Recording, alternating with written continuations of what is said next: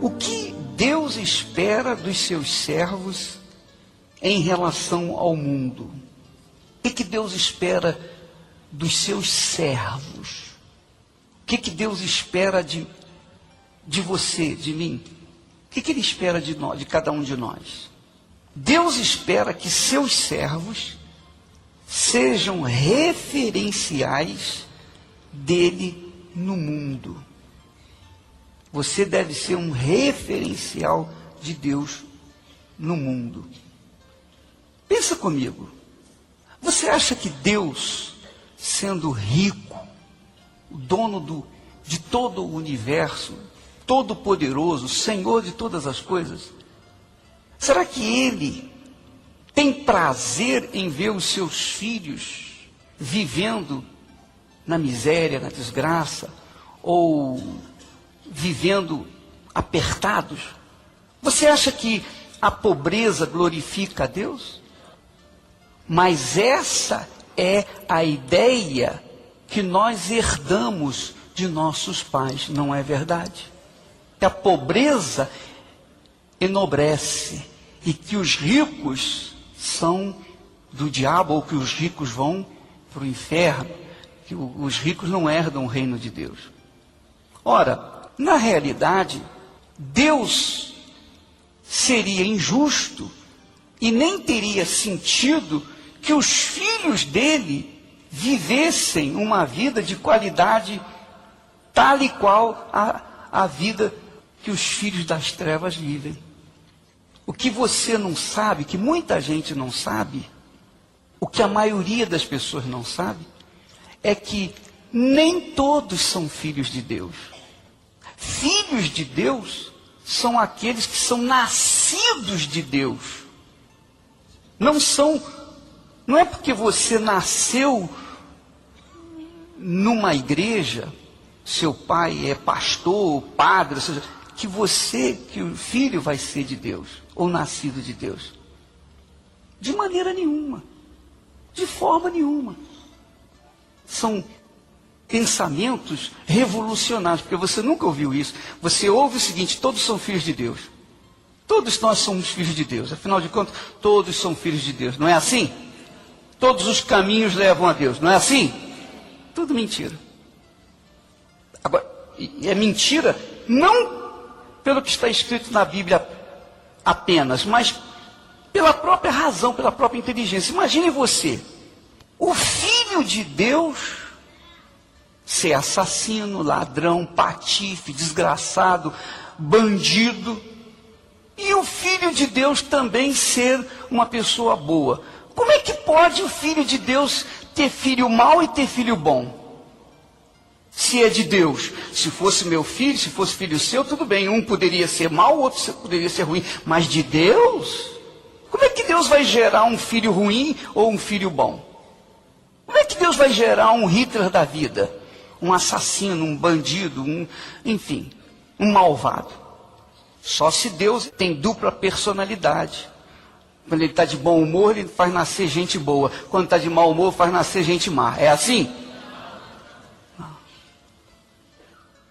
Jesus é um modelo de filho de Deus. Veja como são as coisas. Deus espera dos seus servos, que são os seus filhos, porque se não for filho, não pode ser servo, não serve. Ele espera que nós sejamos referenciais dele aqui no mundo. Que as pessoas vejam o Deus invisível em nós. Através do quê? Do nosso caráter. Através da nossa conduta diferenciada das outras pessoas.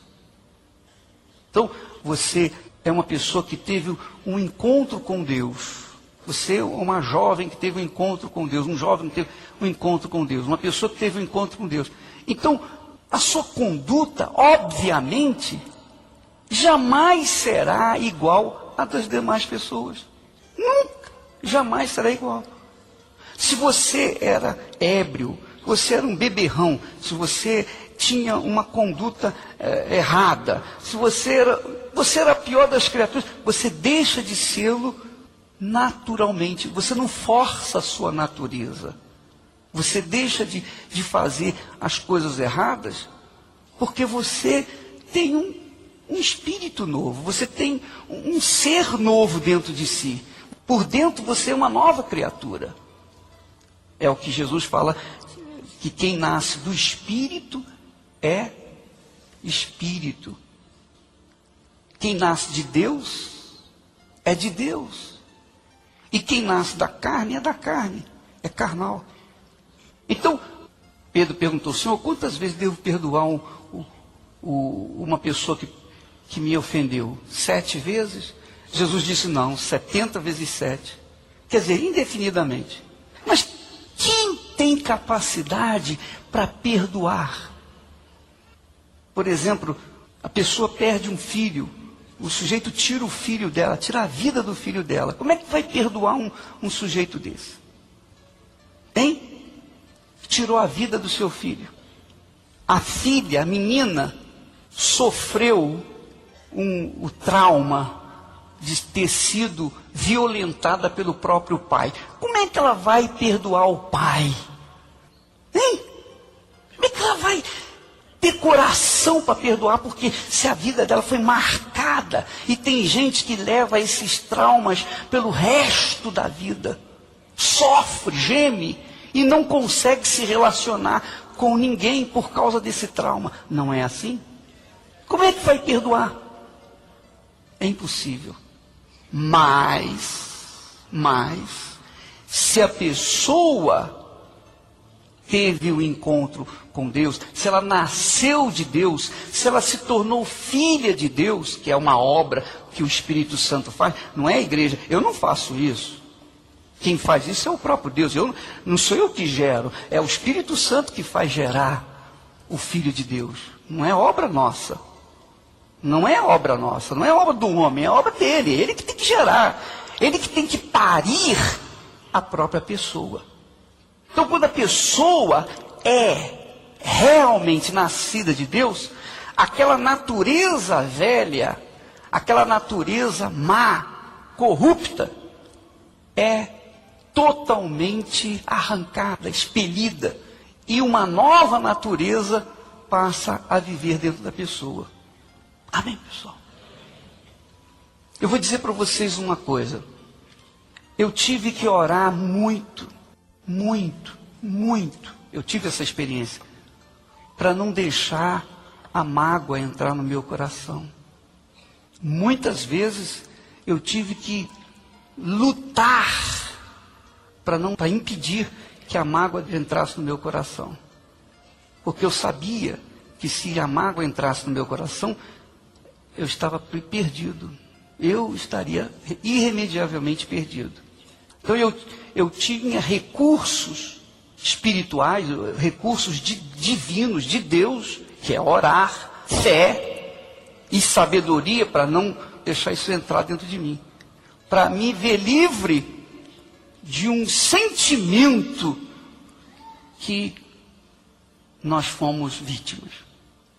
Mas se eu não tivesse nascido de Deus, eu não teria essas armas disponíveis para lutar e proteger a minha vida. Eu ficaria com mágoa, eu deixaria a mágoa, eu teria ódio e, se pudesse, mataria, se eu não tivesse nascido de Deus. Quer dizer, a nossa natureza, a natureza que nós nascemos do papai e da mamãe, o DNA do papai e da mamãe, essa natureza, ela é corrupta. É corrupta. A pessoa que tem essa natureza não tem condições jamais de ser referencial de Deus nesse mundo, porque ela não tem capacidade de perdoar. Ela não tem capacidade de perdoar. E se ela não tem capacidade de perdoar, como é que ela pode ser de Deus? Servir a Deus.